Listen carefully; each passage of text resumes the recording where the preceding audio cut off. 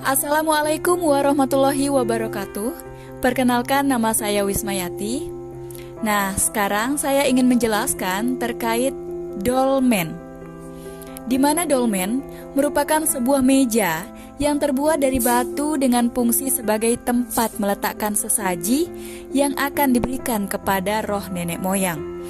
Artefak ini ditinggalkan oleh kebudayaan manusia pada zaman megalitikum dan pada umumnya terbuat dari lempengan batu yang berbentuk lempengan horizontal yang besar.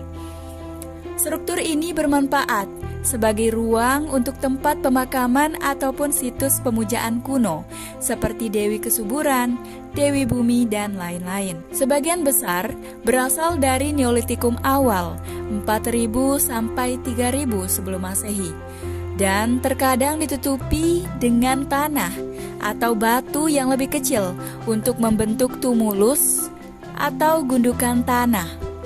Semenanjung Korea adalah rumah bagi konsentrasi dolmen tertinggi di dunia, termasuk pemakaman yang terdiri dari 30 sampai 100 contoh yang terletak berdekatan satu sama lain. Dengan lebih dari 30.000 dolmen, Korea menyumbang sekitar 40% dari total global. Yang tertua diketahui ditemukan di Eropa Barat, berasal dari 7.000 tahun yang lalu.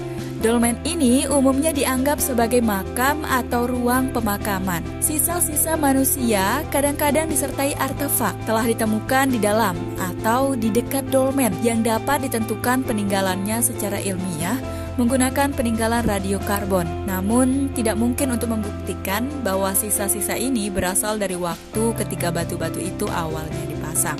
Beberapa dolmen yang ditemukan yaitu Tretevi-Coit, salah satu yang terpelihara dengan baik di Cornwall, Inggris, berasal dari sekitar 3.500 sampai 2.500 sebelum Masehi. Lalu ada juga Chunquet di Cornwall, Inggris juga sekitar 2.400 sebelum Masehi. Lalu Zenorquet di Cornwall, Inggris 2.500 sampai 1.500 sebelum Masehi. Kemudian Laniol-Quet di Cornwall, Inggris 3.500 sampai 2.500 sebelum Masehi. Sebuah dolmen didirikan oleh orang-orang Neolitik di Marayul, Kerala, India. Dan ada juga dolmen Gaya Utara di Pulau Ganghwa, Korea Selatan. Dan masih banyak lagi jenis-jenis dolmen yang lainnya. Baik, selanjutnya adalah Cromlech. Cromlech adalah konstruksi megalitik yang terbuat dari balok batu besar, di mana Cromlech secara eksklusif menunjukkan lingkaran batu megalitik, sedangkan kata dolmen digunakan untuk merujuk pada jenis makam altar megalitik. Cromlech adalah sebuah lingkaran yang terbuat dari batu disusun secara vertikal dan seringkali di sekitar makam atau tempat pemujaan. Didirikan pada zaman Neolitikum dan Perunggu, paling sering di wilayah Britania, Inggris, dan Irlandia, tetapi juga menyebar ke wilayah lain di Eropa, Afrika, dan Asia. Diduga sebagai tempat pemujaan dan pertemuan suku. Mereka sering berorientasi sepanjang terbit dan tenggelamnya matahari atau bulan pada waktu-waktu tertentu dalam setahun. Setelah 1500 sebelum Masehi, konstruksi dihentikan karena mungkin gerakan migrasi atau munculnya kepercayaan baru. Selanjutnya adalah Stonehenge. Sejarawan dan arkeolog sama-sama memperkirakan bahwa Stonehenge dibangun selama zaman peradaban Neolitikum. Diperkirakan juga membutuhkan waktu lebih dari 1.000 tahun untuk membangunnya. Perkiraan ini berarti bahwa peradaban pada masa itu melanjutkan pembangunan ini jauh melampaui orang-orang yang pada awalnya merancang monumen tersebut. Peradaban abad pertengahan percaya bahwa Stonehenge diciptakan oleh sihir dan ditempatkan di sana oleh Celtic Druid. Sebelum penggunaan penanggalan karbon, sejarawan memperkirakan Stonehenge menjadi produk zaman besi dan dibangun oleh Druid pagan.